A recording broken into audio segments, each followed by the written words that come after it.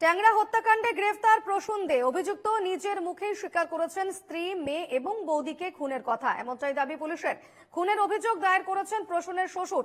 Police সূত্রে খবর, 43 বছরের প্রসূন তার বয়ানে দাবি করেছেন যে দে পরিবারের দুই বধূ সুদেষ্ণা দে এবং রমির হাত কেটেছিলেন তিনি। আমাদের সঙ্গে এই মুহূর্তে সরাসরি রয়েছেন প্রতিনিধি পৃথা দাশগুপ্ত। পৃথা, প্রসূন দে তাকে ইতিমধ্যে গ্রেফতার করেছে পুলিশ, বয়ানে কি জানাচ্ছেন প্রসূন?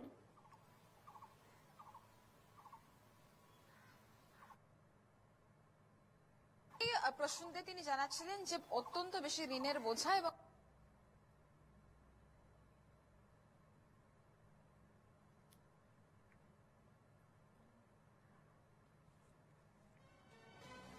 যেমনটা জানাচ্ছিলাম, স্ত্রী, মেয়ে এবং বৌদিকে খুনের কথা স্বীকার করেছে প্রসূন দে, এমনটাই দাবি পুলিশ সূত্রের।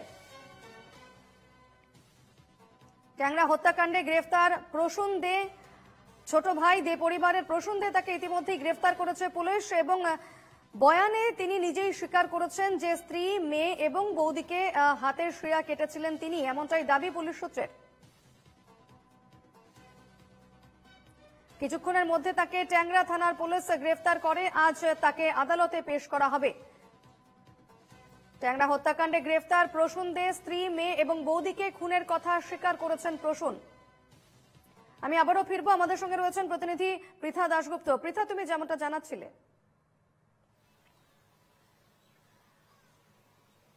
দেখো, প্রথমে প্রসূন দেকে যখন একদম প্রথমে জিজ্ঞাসাবাদ করা হয় তিনি বারে বারেই বলছিলেন যে এতটাই বেশি ঋণের বোঝা ছিল যে তারা প্রত্যেকেই, অর্থাৎ প্রত্যেক সদস্যই তারা আত্মহত্যা করতে চেয়েছিলেন। কিন্তু ময়নাতদন্তের যে দুটি রিপোর্ট, সেই দুটি রিপোর্টেই দেখা যায় শ্বাসরোধ করে খুন, অতিরিক্ত রক্তক্ষরণ, বলপূর্বক যে বিষয় সেটা কিন্তু বারবার দেখা গেছিল এবং সেখান থেকে বোঝা গেছিল যে আত্মহত্যা নয়, খুন করা হয়েছে তিনজনকে, অর্থাৎ দুই গৃহবধূ এবং এক নাবালিকাকে। সেই মতো ধীরে ধীরে তিনি ভাঙতেও শুরু করেছিলেন। তিনি বলেছিলেন যে তিনি হাতের শিরা কেটেছিলেন সুদেষ্ণা দে, রমি দে এবং নাবালিকা যে কন্যা তার, এই তিনজনেরই কেটেছিলেন এবং এই তিনজনের খুনের জেরে ইতিমধ্যে রমি দের বাবার পক্ষ থেকে একটি খুনের মামলা দায়ের করা হয়েছে, অভিযোগ দায়ের করা হয়েছে, যার জেরে একেবারে সোমবার দিন আমরা দেখলাম যে এনআরএস হাসপাতাল থেকে ছাড়া পাওয়ার পরেই গ্রেফতার করা হয়েছে প্রসূন দেকে। আজ প্রসূন দেকে আদালতে পেশ করা হবে, শিয়ালদা আদালতে পেশ করা হবে এবং আদালতে পেশ করার পর সামগ্রিকভাবেই যেটা নিয়ম যে তাকে পুলিশি হেফাজতের আবেদন চাইবে তদন্তকারী আধিকারিকরা। প্রথমত যে শুধুমাত্র ঋণের বোঝা ছিল কিনা এটা এক, প্রাইমা ফেসি যেটা জানা গেছে ঋণের বোঝা ছিল। যদি ঋণের বোঝা থেকে থাকে তাহলে কোন কোন ব্যাংক থেকে কত টাকা ঋণ নিয়েছিলেন এই দে ভাই, অর্থাৎ প্রসূন দে এবং প্রণয় দে।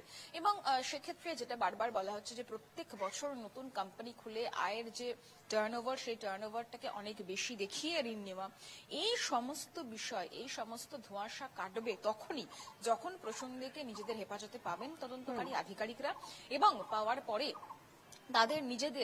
তাদেরকে জিজ্ঞাসাবাদের একটু সুযোগ পাবেন তদন্তকারী আধিকারিকরা। অন্যদিকে প্রণয় দে এখনো পর্যন্ত পুরোপুরি স্থিতিশীল নন বলে তাকে হাসপাতাল কর্তৃপক্ষ ছাড়েনি। নাবালক সেও কিন্তু হাসপাতালেই রয়েছে, কারণ নাবালকের কাস্টাডি কে পাবে বা নাবালককে কে নেবে সেটা নিয়ে কিন্তু ইতিমধ্যে একটা ধোঁয়াশা তৈরি হয়েছে। সবটা মিলিয়ে আজকে প্রসূনদের এই কোর্ট প্রোডাকশন, সেক্ষেত্রে তদন্তকারী আধিকারিকদের পক্ষে কি জানানো হয়, তারা কি কি পেয়েছেন এতদিন পর্যন্ত তদন্ত করতে করতে, এবং নিশ্চয়ই প্রসূনদের আইনজীবী তিনিও কিছু জানাবেন, তিনি কি জানান সেদিকে অবশ্যই নজর থাকবে। তবে প্রাইম অফিসে যেটা জানা যাচ্ছে যে একটা রিকলস, অর্থাৎ প্রথম থেকে আমরা যেটা বলে আসছিলাম যে পুনর্নির্মাণ করার একটা পরিকল্পনা তদন্তকারী আধিকারিকদের ছিল, যে কি কি ঘটনা ঘটেছিল, কোথায় ঘটনা। একদমই, বেশ, এদিকে অবশ্যই নজর থাকবে। আপাতত ধন্যবাদ পৃথা।